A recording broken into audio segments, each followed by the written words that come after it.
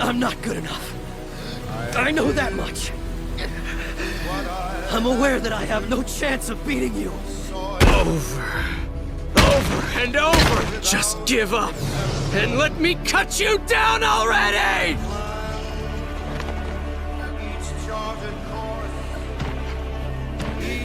No one needs to tell me anything like that! Sorry, can't do that.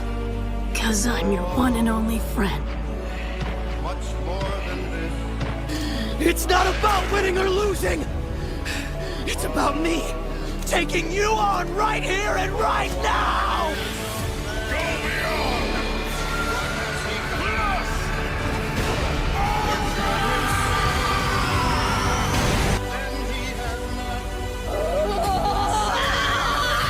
Because my soldiers do not buckle or yield when faced with the cruelty of this world!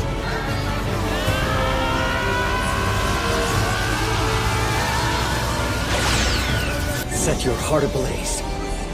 Overcome your limits.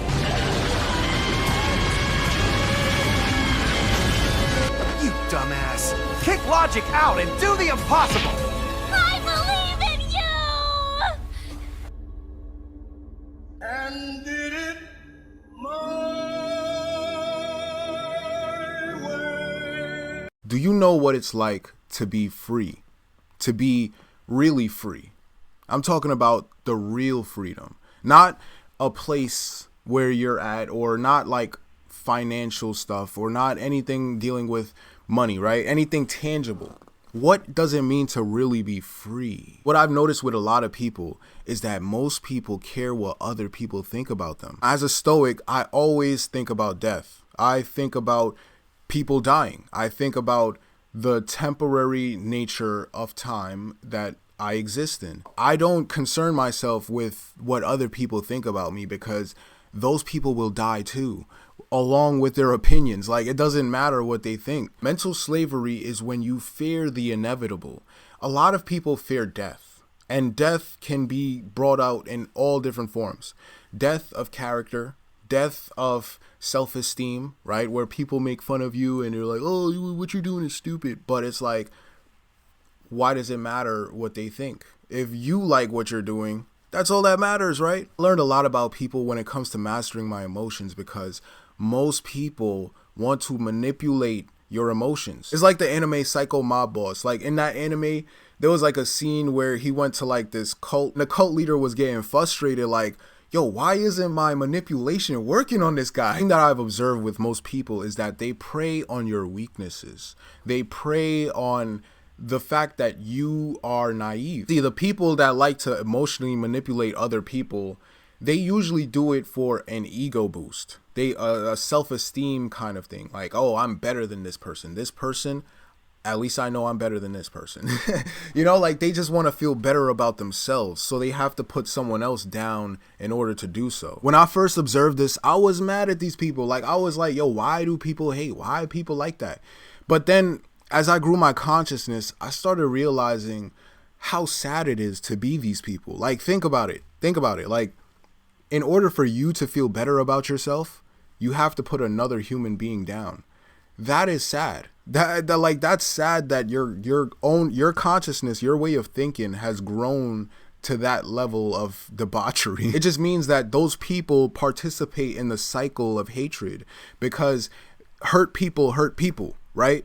So they're just replicating what they were taught when they were growing up. Like, I just got shitted on when I was trying to do something, so I'm gonna shit on this person when you know? People who are negative are mentally lazy, stupid, okay? I consider people who are negative stupid, because bro, it's easy to be negative. It's easy to just say some shit is garbage, or this is bad, or that. It's easy, and it gives you a nice little emotional release when you complain about things. It's easy. That's the easy choice. The hard thing is looking for the positive in shit. Like, that's the hard thing. That's the most admirable thing to do, is when your mind is focused on the positivity, even when the world is going to hell. I remember when I was working as a first responder, and the work environment is so negative and toxic. You got this person complaining about dispatch. You got that person complaining about logistics. This person complaining about that partner. That person complaining about patience. This person. And it's like, you took the job for a reason, right? Like, why are you here to just complain? My mindset was focused on the positivity. Like, I got the opportunity to work here. This is a blessing. While the people that were working there for a while would complain over the most banal things ever. I was the type of person on the job, like, yo, I just show up, do the job, and get the fuck up out of there. Like, I'm not the socializing type. Still, when people catch me up in a conversation, they always start out the conversation with something to complain about. Something they're like, oh man, dispatch, oh man, this.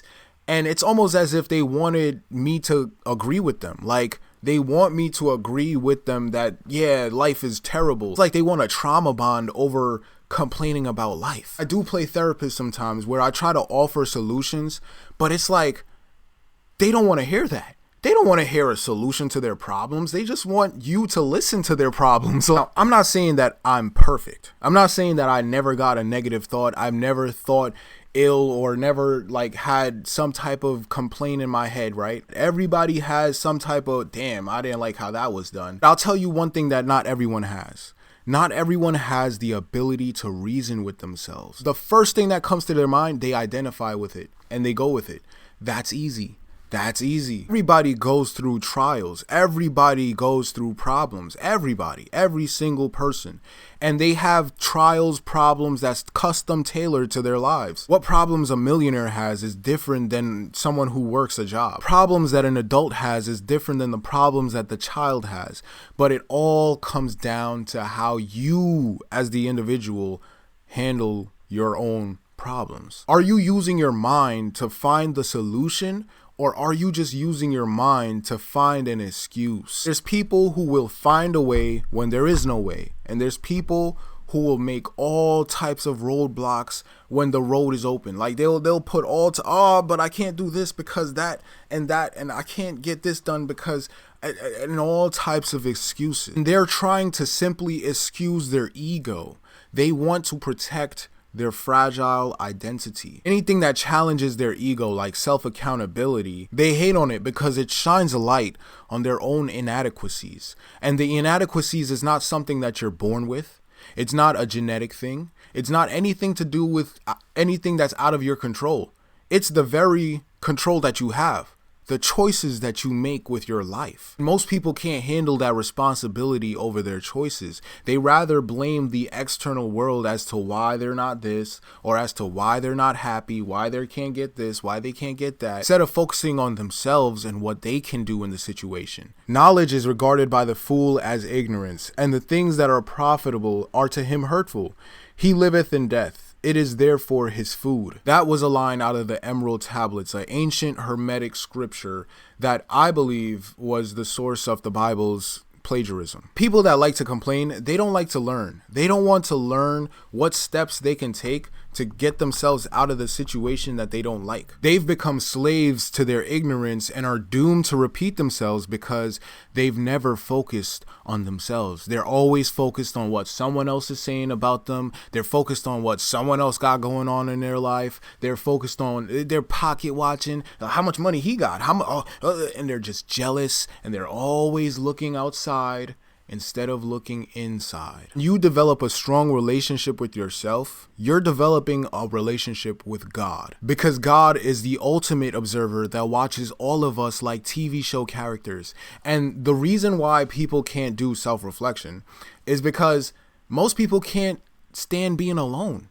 They are afraid to be alone. They're afraid of themselves. People who are afraid of themselves live within an illusion of identity. And remember, the greatest fear is death. So the reason why they don't want to self-reflect, their identity or their worldview would be challenged, and it's a sense of death of their perception of what they thought was real. I use the number 222 not only because it's my date of birth, but because it represents change. And I know that human beings, they don't like to change. People rebuke change. They don't like to change. They are accustomed to what they're accustomed to.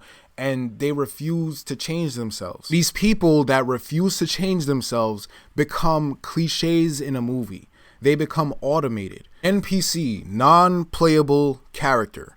Think about it. Would you want to have an experience where all you're doing within the experience is just complaining about the very experience that you're having? My philosophy is that we're all gonna die, right? Like, all of this will be engulfed by the sun one day. Where I stand, the room that you're into, this whole planet will be engulfed by the sun one day. And all of this would be gone as if it never existed in the first place. Think about the vastness of space. This is the only planet we know that has signs of intelligence. This is the only place where meaning exists. There is no meaning in the rest of the universe. We attribute the meaning to inanimate objects, to the tangible world. We, the spirits that are having the temporary human experience, we attribute meaning to this tangible world, this material world. If you're a person that sees no meaning in life, then your life has no meaning. We're psychologically wired to want a purpose. So if you don't have a purpose in your life, you're gonna find a purpose in being a victim and gaining emotional victories with your ego over other people. This is why I say I don't care what you think as long as you're thinking. Because there's people out here that already know what you're thinking. They can read your mind already. Because they already seen history. They seen you're following a cliche of patterns. The real question is, did you think about it? Or did you just make a snap judgment? I don't care what you think as long as you think. Like, comment, subscribe. Dying, Thomas, or dying's not an illusion. Dying is a hype. You die. Bernard, dying is a hype. You don't die. Just who you think you are dies. The body dies. And the of course. minute you have died, you say, oh, God, is that what happened? Wow. And all the time. You know how you dream at night? Right. And then sometimes you wake up and you say, oh, that was just a dream. And then you find out you're still in a dream. You're in another dream, right? Well, this one is just another one.